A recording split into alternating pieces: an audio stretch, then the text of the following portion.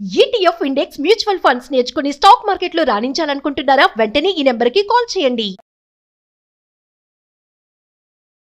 బహుళ చికురభారం బద్ధపించావతంసం చపల చపల నేత్రం చారు బింబాదరోష్టం మధుర మృదులహాసం మందరోదారలీలం మృగయతి నయనం మే ముగ్ధవేషం మురారే. భాగవత కథాసుధ 4వ భాగంలోకి వచ్చాం. అంటే ధనుర్మాసం 4వ రోజు గోదాదేవి కృష్ణుడి లీలని తన చెల్లులకు చెప్తూ నిద్రలేపుతూ రంగనాథుడి సేవకు వేళయింది రండి అని పిలుస్తోంది. మనం ఇప్పుడు కృష్ణ సేవలోకి వెళ్దాం. పూతనని తృణావర్తుణ్ణి ఇద్దరిని బాలుని రూపంలో ఉన్న నారాయణమూర్తి సంహరించాడు. ఆ తర్వాత ఏం జరిగిందో చూద్దాం. ఒకరోజు యశోదాదేవి పిల్లవాడికి పాలిచ్చి ఒళ్ళో కూర్చోబెట్టుకుని చూస్తోందట పిల్లాడికేసి. తల్లులు పిల్లల అందాన్ని అలా పరిశీలిస్తారు. నా పిల్లడి కళ్ళు అచ్చు నాలాంటివే, వీడి ముక్కు వాళ్ళ నాన్నది, ఆ మూతి నాయనమ్మదో మేనత్తో ఇలా ఆలోచిస్తూ పిల్లల్ని కన్ను ముక్కు జుట్టు సవరిస్తూ చూసుకుంటూ ఉంటే అని ఆవలించాట చంటివాడు. ఈ నోరు తెరిచిన పిల్లాడికి ఆ లోపంలో నోట్లో ఆకాశము, నక్షత్రాలు, సూర్యుడు, చంద్రుడు, భూమి, సముద్రాలు, పర్వతాలు, నదులు, చరాచర సమస్త సృష్టి కనిపించిందట. ఆమె వణికిపోయింది. ఏమిటి పిల్లాడెంత, వాడి నోరెంత, ఏం కనపడుతోందో, ఆ కనపడేది ఏమిటో తెలియలేదు. కళ్ళు మూసుకుందట భయమేసి. భయపడుతూనే కళ్ళు తెరిచి చూస్తే ఏమీ లేదు. ఆవలించిన పిల్లాడు కళ్ళు మూసుకుని నిద్రపోతున్నాడు. ఈవిడ అనుకుంది, ఒక్క క్షణంలో భగవంతుడి అనుగ్రహం ఆమె మీద ఉన్న విష్ణుమాయ తొలగిపోయింది. అబ్బే, ఆ తొలగిపోవటం వల్ల ఆవిడకి అది కనపడింది. ఎప్పుడైతే ఈ కంగారు పడిందో మళ్ళీ ఆమెని మాయలోకి లాగేశాడు భగవంతుడు. నా పిల్లాడే, ఏమిటో నాకు అట్లా ఉండుండి అలా అనిపిస్తూ ఉంటుంది, అంతా నా భ్రమ అని అనుకుని సర్దుకుంది. తను నా పిల్లాడే, ఇదేవి నేను చూసింది ఏది నిజం కాదు, ఏదో భ్రమలో చూశాను, ఊరికే నాకే కన్ను కలిగింది అని అనుకుని సర్దేసుకుంది. తర్వాత ఏమైందట, కొద్ది రోజుల్లో గర్గుడు అనే మహాతపస్వి యాదవ వంశాలకి పురోహితుడు. అయితే ఈ గర్గ ఋషి వీళ్ళని చూడ్డానికి వచ్చాడు. వచ్చేసరికల్లా ఈయన నందుడు పరమానంద భరితుడై ఆయన కూర్చోండి అని కూర్చోబెట్టుకున్నాడు. ఆయన చాలా పూజించాడు. భార్య పిల్లవాడు అందరితోటి ఆయన సేవించాడు. రోహిణీదేవిని తీసుకొచ్చి, మహర్షి, మీ వంటి వాళ్ళు మమ్మల్ని తరింపజేయడానికి మా ఇళ్ళకు వస్తారు, మీకు ఏ సేవ చేయమంటే అది చేస్తానన్నాడు. తర్వాత ఎలాగో మీరు వచ్చారు కాబట్టి మా యందు అపారమైన దయతోటి నా కుమారుడికి మా ఇంట్లోనే ఉంటున్నటువంటి వసుదేవుని కుమారుడు ఇద్దరికి నామకరణం చేసి ఆశీర్వదించండి అని అడిగాడు. ఈ గర్గుడు నవ్వాడట ఆయన. అయితే గర్గ సంహిత అని ఒక పుస్తకం ఉందండి, అందులో కూడా కృష్ణ గాథలు ఉన్నాయి. గర్గుల వారే రాసినవి కొన్ని కథలు. ఈసారి ఎప్పుడైనా వీలు వెంబడి చెప్పుకుందాం. అయితే ఈయన ఏమన్నాడంటే, నందా, నేను యాదవుల పురోహితుడని అందరికీ తెలుసు. నేను ఇక్కడికి వచ్చిన సంగతి నేను దాద్దామన్నా దాగదు. తర్వాత యాదవుల నివాసాలకి నేను ఎప్పుడు వెళ్తాను, అది నా కర్తవ్యం, ఏంటి వంశానికి పురోహితుడు కాబట్టి పెద్ద పట్టించుకోరు. కానీ ఇక్కడ నేను వేసే ప్రతి అడుగు, నేను చేసే ప్రతి పని కంసుడికి సమాచారం వెళ్తుంది. ఎవరెవరి ఇళ్లలో నేను ఎక్కువసేపు ఉన్నాను, ఎవరి పిల్లవాడిని నేను ఎంత పరిశీలించాను, ఎవరికి ఏ ధర్మకార్యాలు చెప్పాను అన్నీ తెలుస్తాయి. అప్పుడు అతను, ఎందుకంటే ఇతని తాలూకు గూఢచారులు అనేక రూపాలతో రాజ్యమంతా విస్తరించి ఉన్నారు. దేవకీదేవి 8వ గర్భంగా మగపిల్లాడే పుట్టాడని, ఆ పిల్లాడు ఎక్కడో రహస్యంగా పెరుగుతున్నాడని, అప్పుడు కనపడిన ఆడపిల్ల ఉందే అదేదో దైవ మాయ అని చాలా మంది అనుకుంటున్నారు. ఏముంది, నలుగురు 4 రకాలుగా మాట్లాడుకుంటారు. ఆ మాటలు కంసుడి వరకు చేరాయి. వాడు నమ్ముతున్నాడు కూడా. అది దైవమాయ, పిల్లాన్ని ఎక్కడో దాచేశారు విష్ణువు, లేదా దేవతలే దాచేశారు, వాళ్ళు నా శత్రువులని భావిస్తున్నాడు. నేను ఇక్కడికి వచ్చి నలుగురితో పాటు నిన్ను పలకరించి వెళ్ళానని అనుకున్నాడు అనుకో, అది నీకు క్షేమం, నీ పిల్లలకి క్షేమం. అలా కాకుండా నేను పనిమా అలా మీ ఇంటికి వచ్చి మీ ఇంట్లో ఉన్న పిల్లలకి, నేను నీ పిల్లలకే పోని ఏదేదో జాతకర్మాలు చేశానన్నా అని ఆయన తెలిసిందో, ఆ దుర్మార్గుడు ఈ పిల్లల్ని బతకనివ్వడు. ఇప్పటికి చాలామంది పసిబాలురిని పొట్టన పెట్టుకున్నాడు. ఈ ఆలోచన మానేసేయమన్నాడు. అనేసరికల్లా ఈ నందుడు ఒప్పుకోలే. అయ్యా, ఎంత మాట, నేను ఎవ్వరికీ చెప్పను, అసలు బయటికి రానివ్వను, అట్టహాసంగా చెయ్యను. నీ అంతటి మహానుభావుడు మా పిల్లలకి పేరు పెట్టడమే మాకు గొప్ప నాయన, ఎవ్వరికీ చెప్పం, నేను నా భార్య అంతే. మూడో మనిషికి, మూడో కంటికి తెలియనివ్వం.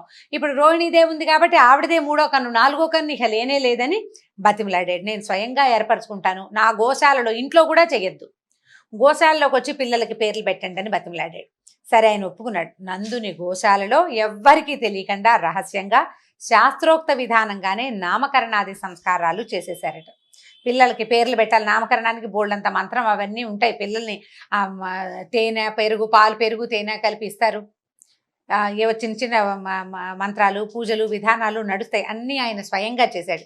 పేరు పెట్టే సమయానికి ఏం చెప్పాడంటే ఆ బాలుడు ఎవరు, తను పేరు పెట్టబోతున్నటువంటి తంటివాడు ఎవరు అనేది ఆయనకి తెలుసు. ఆ రహస్యం నందుడికి చెప్పకుండా ఆయన భార్యకు అసలు అర్థం కాకుండా నిజమే చెప్పాడు. ఆయన ఏం చెప్పాడు, బాలుళ్ళకి పేరు రోహిణీపుత్రుడు తన మంచి గుణాలతో మిత్రులందరికీ ఆనందాన్ని కలిగిస్తాడు, అందుకని ఇతన్ని రాముడు అందాం. ఇతనికి మానవాతీతమైన బలం ఉంది, ఎందుకంటే 1000 పడగల ఆదిశేషువే అతని రూపంలో జన్మించాడు. ఎంత బలం, భూభారం వహించగలిగిన వాడు.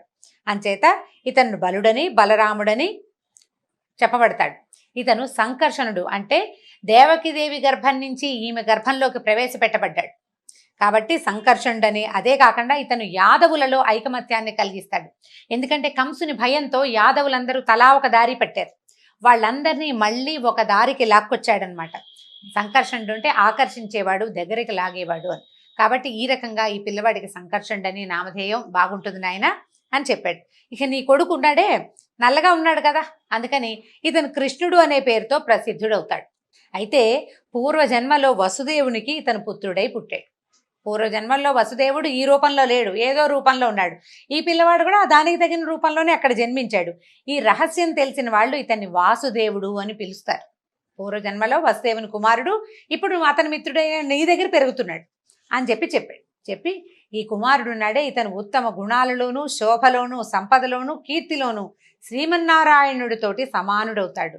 ఇతడు మీ గోకులాన్ని అనేక ఆపదల నుంచి కాపాడతాడు, అనేక అద్భుతమైన కార్యక్రమాలు చేయబోతున్నాడు నాయన.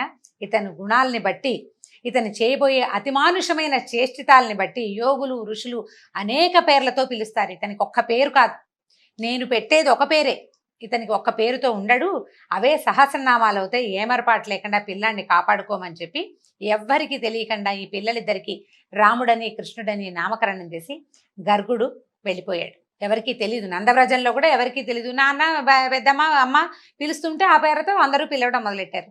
వాళ్లే పెట్టుకున్నారు పేరు అనుకున్నారు. గర్గుడు వచ్చి నామకరణం చేసే సంగతి బయటికి రానివ్వలేదు. ఇక నామకరణం జరిగింది. పిల్లలు చేతులతోటి మోకాళ్ళతోటి పాకటం మొదలుపెట్టారు. తల్లులు చక్కగా స్నానాలు చేయించి చంద్రం గిందరం రాసి బాగా చేస్తే పౌడర్లు రాసి కూర్చోబెడితే ఇద్దరు పోయి బురదలోకి వెళ్ళి దుమ్ములో ఆడుకుంటూ ఆనందించేవాళ్ళు. పిల్లలకి మట్టి అంటే మహా ఇష్టం. అందులో రాముడు కృష్ణుడు కూడా దానికి ఏమీ ఇది కాదనమాట. అక్కడ వాళ్ళ ఏం తగ్గరు, వాళ్ళు కూడా అందులోనే ఉంటారు. పాక్కుంటూ పక్క ఇళ్ళ వైపుకి వెళ్ళటం. కొంచెం నడకొచ్చాక ఈ కాళ్ళకి మువ్వలు పట్టీలుండము గజ్జలు అవి కడితే మొలనూలు వాటితోటి చిన్న చిన్నగా గల్లు గల్లు మన సందడి చేసుకుంటూ పక్క వాళ్ళ ఇళ్లల్లోకి పొరుగు ఇళ్ల వరకు వెళ్ళేవాళ్ళు. పాకుతూ ఉండేవాళ్ళు. పాకి వెళ్ళటం, ఒక అడుగు 2 అడుగులు వేయటం. పాకటం స్పీడ్గా వస్తుంది, నడక నిదానంగా వస్తుంది కదా.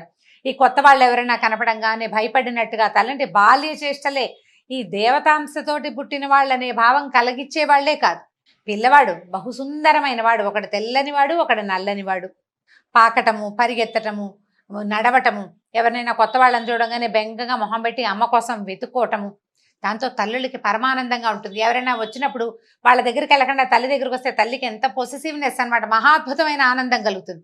కొత్త వాళ్ళ దగ్గరికి మా పిల్లాడు వెళ్ళడని వాళ్ళ పిల్లాడిని వాళ్ళే ఎత్తుకుంటారు, మోయడం కష్టమైనా సరే. ఇలాంటి ప్రతి చిన్న ఆనందాన్ని ఆ తల్లులకి సమకూర్చారు దేవదేవులు ఇద్దరూ కలిసి. అక్కడి నుంచి కాస్త నడక బాగా వచ్చాక ఇక అల్లరి ప్రారంభం. ఈ లేగదూడలు దొరికితే వాటి తోకలు పుచ్చుకుని వాటి వెనకాల పరిగెత్తడం. అక్కడి నుంచి ఈ వయసున్న పిల్లలే 5-6 వచ్చేవాళ్ళు చుట్టుపక్కల.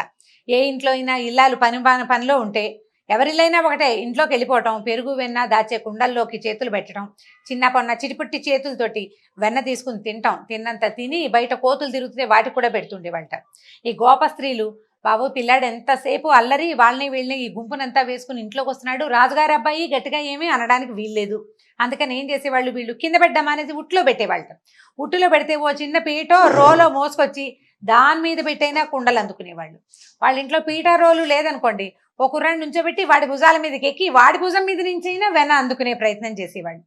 ఇక ఎంత అల్లరో, ఎంత కాపు కాసి పట్టుకున్న భువనమోహనమైన నవ్వటం, కొంటెగా కళ్ళార్పటం. ఆ నవ్విన నవ్వుకి వాళ్ళు లొంగిపోయి ఇలా ఏమంటాం, చిన్నపిల్లాడు లేక పుట్టిన రాచవారి బిడ్డ, దాంతో వదిలిపెట్టేసేవాళ్ళు. ఒకవేళ ఏదైనా గట్టిగా వీళ్ళు చెప్పబోయారా, ఏడుపు మూతి పెట్టుకుంటాడు, వాళ్ళ అమ్మదే ఒళ్ళో చేరిపోతాడు. ఆవిడేమంటుంది, అయ్యో మా పిల్లాడు అసలు ఇంకా పాలే వదలలేదమ్మా, నా దగ్గరే పడుకుంటాడు, నాతోటే ఉంటాడు, అసలు బయటికే వెళ్ళాడు మా పిల్లాడు, కాసేపట్ల గుమ్మల్లో అంతే, నేను పని వేళ ఉన్నప్పుడు తప్పిస్తే అసలు పక్కిళ్ళకి రావటం ఏమిటి అని పోటాడేది ఆవిడే.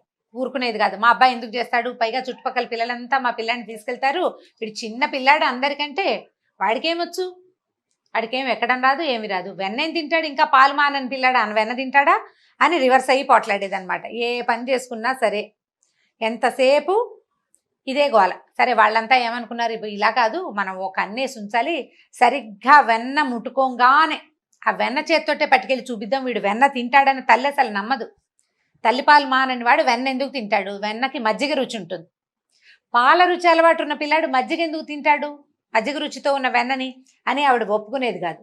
ఇక ఏమరపాటు లేకుండా బాగా కాపలా కాసారు. ఓ రోజు పట్టుకునేసరికల్లా వాళ్ళ ఇంటికి వెళ్తే ప్రతి ఇంట్లోనూ ఓ కృష్ణుడు పట్టుబడ్డాట. ఒక ఆవిడ దొరికాడు మాకని ఆవిడ పక్కింటి ఆవిడ ఇద్దరు కలిసి వాళ్ళ ఇంట్లో కృష్ణుడిని పట్టుకున్నారు. ఈ పట్టుకున్న కృష్ణుడిని యశోద దగ్గరికి తీసుకెళ్తోంది ఆవిడ. మా ఇంట్లో దొరికాడు మీ పిల్లాడని. తీరా చూస్తే పక్కింట్లోంచి ఓ కృష్ణుడు, ఆ పక్కింట్లోంచి ఇంకో కృష్ణుడు, ఇట్లా ఇంటికి ఒక్కొక్క కృష్ణుడు చొప్పున రావడం మొదలుపెట్టాడు. దాంతో ఇదేమి వింత అంటే తమ చేతుల్లో ఉన్న కృష్ణుడు కూడా అంతలోనే మాయమైపోయాడు. అంతా సర్వం విష్ణుమాయే. వీళ్ళంతా యశోదాదేవి గుమ్మం దగ్గరికి వెళ్తే ఏమిటమ్మా పొద్దున్నే పనిమాలే వచ్చారు అంటుంది ఆవిడ. చూపించడానికి చేతిలో పిల్లాడేడి, విష్ణుమాయకి లొంగిపోయారనమాట వీళ్ళు. తర్వాత ఇలా జరుగుతూ ఉండేది ప్రతి వాళ్ళకి. ఆ పిల్లవాడు మన ఇంటికి రావాలనే ఉండేది. వాడిని ఎంత భరించలేరో అంత కావాలి, ఎంత భరించలేరో అంత చూడకుండా ఉండలేని స్థితిలోకి వచ్చేసింది. మొత్తంగా నందవ్రజం అంతా ప్రతి ఇంట్లోనూ కృష్ణుడు కంట పడకపోతే తోచని క్షణాలు వచ్చేసినాయి వాళ్ళకి. ఏమయ్యాడు, ఫలానా చోట ఉన్నాడు అంటే సిమితం, వాడు ఎక్కడున్నాడో తెలియలేదా అంటే భయం అనమాట. పిల్లాడు ఏమైపోయాడని అందరూ తల్లితో పాటు మిగిలిన ఇలా అమ్మలు కూడా వెతుక్కుంటూ పోయేవాళ్ళు కృష్ణుడి కోసం. అయితే ఒకసారి ఏమైందట, గోపబాలురంతా ఆడుకుంటున్నారు. బలరాముడు మళ్ళీ కొందరు వచ్చి పరిగెత్తుకుంటూ వచ్చి అమ్మ ఇంకేముంది, కృష్ణుడు మన్ని తినేస్తున్నాడు, గుప్పెళ్ళు ఎత్తి నోట్లో పోసుకుంటాడమ్మా మట్టి అన్న అనేసరికల్లా గభాలను పరిగెత్తుకుంటూ వెళ్ళింది ఆవిడ. పరిగెత్తుకు వెళ్ళటం ఏమిటి, టక్కిని చేయి పట్టుకుంది. భయంగా చూశాడు. ఏమిటి నువ్వు మట్టు తింటున్నావా అని కేకలేసింది. కేకలేసరికల్లా నేనెందుకు తింటాను మట్టి, అయినా నేనేమిటి, ఈ బ్రహ్మాండం అంతా నాలోనే ఉందని మనకు చెప్తున్నాడు అనమాట. నా మాట నమ్మకపోతే ఎదురుకుండా ఇప్పుడు వాళ్ళు అబద్ధం చెప్తున్నారు, ఆడుకుంటుంటే ఓర్చుకోలేక అన్నయ్య అందరూ అబద్ధం చెప్తున్నారు, నా నోరు చూడు కావాలంటే నువ్వని చెప్పేసి నోరు తెరిచి చూపించాడు. నోట్లో చూడొద్దు, నోట్లో ఏముందో, పిల్లలు నోట్లో ఏదైనా పెట్టుకుంటే నోరు తెరిచి చూపించారు. నోరు తెరువంటే ఇక ససేమిరా నోట్లో ఉన్నది మింగేసేదాకా మన కంటికే కనపడదు. ఈయన మాత్రం నోరు తెరిచి వాళ్ళ అమ్మకి చూపించబోయాడు. ఈ నోరు తెరిచేసరికల్లా ఎట్లా ఉంది, నోటిలో ఆకాశము, నక్షత్ర మండలము, చంద్రుడు, దిక్కులు, ఇంద్రాది దేవతలు, బ్రహ్మ, తత్వరజస్తమో గుణాలు, పంచ తన్మాత్రలు, భూగోళాన్ని, దాని చుట్టూతా ఉండే వాయుగోళం, 14 లోకాలు సముద్రాలతో సహా నోట్లో కనపడుతోంది. ఆవిడ నిర్ఘాంతపోయింది. పైగా ఆ చూస్తున్న ఆవిడకి తన నందవ్రజము, గోకులము, అందులో ఉన్న గోపస్త్రీలు, గోవులు, గోపాలురు అందరూ, ఆఖరికి బలరాముడు తను కూడా ఆ నోట్లోనే కనపడుతున్నారు. ఆ నోరు తెచ్చుకుని చూస్తూ ఉండిపోయింది. క్షణంలో ఆవిడకి ఏమైంది, కలయో వైష్ణవమాయో అంటారు పోతన గారు. ఇదేమిటి, వీడు నోరెంత, చంటి పిల్లవాడు 4-5 ఏళ్లవాడు, వాడి ముఖం ఎంత, అందులో నోరెంత, ఆ నోట్లో ఈ అజాండమంతా కనిపించడం ఏంటి, ప్రపంచమంతా అని నిర్ఘాంతపోయింది. అసలు నేను యశోదాదేవిని కానా, వీడు నా కొడుకు కాదా, ఏమిటి ఇదేని ఎంత అయిపోయిందో. కలయో వైష్ణవమాయ ఉంది, ఇదేమిటి. ఆవిడికి విష్ణుమాయ మీద అవగాహన ఉంది కొంత. ఈ కనపడుతున్న బ్రహ్మాండాన్ని దాన్ని నిశ్చయించలేకపోయిందనమాట. ఒక్క క్షణం ఆవిడకి బుద్ధికి తెలిసిపోయిందనమాట. ఈ ఏదైనా సరే విశ్వాత్మకుడైన శ్రీహరి యొక్క విశ్వరూపాన్ని స్పష్టంగా తెలుసుకోగలిగాను. ఈ పిల్లాడికి ఏదైనా జన్మతోటే యోగ సిద్ధి ఉండుండొచ్చు. వాడు పాలు దాగి ఒక రాక్షసుని చంపేశాడు. కాలుతో తన్ని ఒక బండిని పడగొట్టాడు. గాలితో పైకి వెళ్ళి గాలితోటే కిందకు వచ్చేసాడు. అంటే ఈ పిల్లవాడి యోగ సిద్ధి ఉంది. వీడే విష్ణువేమోనని అనిపించటం లేదు ఇంకా ఆవిడికి. కానీ విశ్వాత్మని తను చూడగలిగానని మాత్రం అర్థమైంది. ఈ పిల్లాడు నా పుత్రుడని, వీడు నా నందుడు నా భర్తని, గోకులానికి ప్రభువని, నేను రాణిని, నేను ఎంతో భ్రమలో ఉన్నాను, కానీ ఈ ప్రపంచమంతా పరమాత్మేనని, అదంతా ఆయనదేనని నేను తెలుసుకోలేకపోయానే అని ఆవిడ అసలు ఒక్క క్షణం ఆమెకేమీ అర్థం కాలేదు. ఎంత అత్యద్భుతమైన పద్యం రాశారో, మామూలు పద్యం కాదండి. అసలు ఆ పద్యం చదువుతున్నప్పుడల్లా ఎంత ఎక్సైటింగ్గా ఉంటుందంటే రోమాంచితంగా ఉంటుంది. విందాం చూడండి. కలయో వైష్ణవమాయయో ఇతర సంకల్పార్థమో సత్యమో తలపన్ నేరకయున్నదాననో యశోదాదేవిగానో పరస్థలమో బాలకుడెంత ఈతని ముఖస్థంవై అజాండంబు ప్రజ్వలమైయుండుటకేమి హేతువో మహాశ్చర్యంబు చింతింపగన్ అని ఆశ్చర్యపోతుంది. ఏమిటిది అని ఆశ్చర్యపోయి క్షణంలో ఆమెకి పరమార్థ జ్ఞానం కలిగించేశాడు తల్లికి. అంతవరకు పరమాత్మ అనుకుని ఎవరికి దండం పెట్టిందో ఒక్క క్షణంలో కన్ను మలిపేశారు కల్లా తన పసిపిల్లవాడు ఆవిడ కనపడ్డాడు. ఈ బుద్ధి తెలిసిపోయింది ఆవిడికి. ఎప్పుడైతే ఈ భగవంత జ్ఞానం ఇది నేను ఇది గాను అది ఇది ఇది ఇది అని అనుకున్న తర్వాత కన్ను మూతబడి లేచేసరి కల్లా ఒక్క రెప్పపాటులో ఆమెకు పరమార్థ జ్ఞానం కలిగి మరల విష్ణుమాయ కమ్మేసింది. తన చిన్న కొడుకు నోరు తెరిచి ఆ అని చూపిస్తున్న చిన్నవాడే కనిపించాడు ఆవిడికి. తల్లి ప్రేమ తప్పిస్తే ఇంకేం లేదు. పిల్లాన్ని కావలించుకుంది. నా పిల్లాడు మట్టి తినలేదమ్మా, బంగారు కొండ, వీడు అలాంటి పనులు చేయడు, అందరు పిల్లలు నా పిల్లాడి మీద ఏవో ఒకటి కొండలు చెప్తున్నారు, ఆ పెద్దాళ్ళు అంతే పిల్లలు అంతే అని అందరినీ వాళ్ళని అనుకుని ఆ పిల్లాడిని ఎత్తుకుని కావలించుకుంది. నా పిల్లాడు మంచివాడు, బుద్ధిమంతుడు, బంగారు కొండ అని చక్కగా ఎత్తుకుని ఇంట్లోకి తీసుకుపోయిందట. అయితే ఈయన అడుగుతున్నారు పరీక్షణ్ మహారాజు, ఈమెకి ఇంత అదృష్టం ఎలా కలిగింది? ఏం చేసింది ఈవిడ కనలేదు. ఈ పిల్లాన్ని కన్నది దేవకీదేవి. ఆవిడకి చెప్పాడు, 3 జన్మలు నువ్వు అడిగిన వరం ప్రకారం నువ్వు 3 సార్లు నీకు జన్మించానని నారాయణమూర్తి స్వయంగా సెలవిచ్చాడు. యశోదాదేవి ఏ పుణ్యం చేసి భగవంతుడికి పాలిచ్చి పెంచి తల్లి బిడ్డకి అంత అపురూపమైన మాతా శిశువుల మధ్యలో ఉండవలసిన ఆ అపురూపమైన ఆనందాన్ని ఆమెకి ఎందుకు దొరికిచ్చాడు? ఏం చేసింది ఆవిడ అని అడిగితే శుకులు చెప్తున్నారు, నందుడు పూర్వజన్మలో ద్రోణుడనే వసువులలో బహుశ్రేష్ఠుడట. అంటే ఒక దేవత అన్నమాట. అతని భార్య ధర. వాళ్ళిద్దరూ బ్రహ్మను గూర్చి తీవ్రమైన తపస్సు చేశారట. అయితే వాళ్ళు ఏమడిగారంటే, దేవా, ఏ శాస్త్రజ్ఞానం లేకపోయినా వేదాంతాలు అనేవి ఉన్నాయని తెలియకపోయినా జగత్ప్రభువైన విష్ణువు పట్ల నిష్కామ భక్తి కలిగి ఉంటే మానవుడు జనన మరణ వలయాన్ని ఛేదిస్తున్నాడు. నరకవాసలోకం నుంచి సునాయాసంగా తప్పించుకుంటున్నాడు. అది భూలోకవాసుల భాగ్యం. దేవతలకు ఆ భాగ్యం లేదు. మనం దేవతలు గొప్ప అనుకుంటాం, వాళ్ళు మనకి వరాలు ఇస్తారు. కానీ మనకి లభించే సౌభాగ్యం, మానవులకి లభించే భాగ్యం దేవతలకి లేదు. దేవతలందరికీ మానవులంటే మహా అసూయట ఆ విషయంలో. మేం కూడా భూలోకంలో జన్మించాలని, ఏకాంత భక్తితో అంటే అనన్య భక్తితోటి జగన్నాథుడిని సేవించాలని కోరుకుంటున్నాము. ఆ కోరిక తీరాలని వరం ఇవ్వమని బ్రహ్మని వరం అడిగారట. భార్యాభర్త ఇద్దరికి ఏకబుద్ధి కలిగి ఉండటం ఎంత గొప్ప విశేషం అండి. భార్యాభర్తలు చెరుకో రకమైనగాను ఉంటారు, చెరో చోటు నుంచి వస్తారు, ఏవో కొన్ని భావాలు కలుస్తాయి, అన్ని భావాలు కలవు. ఇలాగ తదేక భక్తి తత్పరత ఉండటం చాలా విశేషమైన సంగతి. వీళ్ళిద్దరూ ఈ వరం అడిగితే తథాస్తన్నాడట. ఆ ద్రోణుడే భూలోకంలో నందుడుగా జన్మించాడు. అతని భార్య ధర యశోదయింది. వాళ్ళకి పుత్రుడైన కృష్ణుడి పట్ల ఏ కోరిక చేత మలినం కాని ప్రేమ, అంటే మనం శ్రీహరి పట్ల కలిగే ఈ ప్రేమని భక్తి అంటాం మనం. వాళ్ళకి ఆ భక్తి కలిగింది. గోకులంలో ఉన్న గోపాలుడికి గోపస్త్రీలకి సహజంగానే స్వామి మీద ప్రేమ కలిగింది. లోకేశ్వరుడైన విష్ణువు తన కుమారుడైన బ్రహ్మ ఇచ్చిన వరం నిజం చేయటానికి బాల్యమంతా గోకులంలో ఉండి నంద యశోదలకి తనని ప్రేమించి సేవించే భాగ్యం కలిగించాడు. అయితే చూడండి, దేవకీ వసుదేవులు తమ విష్ణువుని తమకు కుమారుడుగా పుట్టమని మాత్రమే కోరారు. కృష్ణావతారంలో ఆయన ఆ కోరిక తీర్చాడు వాళ్ళకి. అదే అవతారంలో నంద యశోదలకు కోరిక కూడా తీర్చవలసి వచ్చింది. అంచేత వాళ్ళకి తనని ప్రేమించి సేవించే అవకాశాన్ని, పాలిచ్చి పెంచి పోషించే అవకాశాన్ని భక్తులకి కల్పించాడు భగవంతుడు. ఈ విషయాన్ని శుకులు మన పరీక్షణ్ మహారాజుకు తెలియజేశారు. ఈ తర్వాత మరిన్ని కృష్ణలీలల్ని వచ్చే భాగంలో తెలుసుకుందాం. నమస్కారం.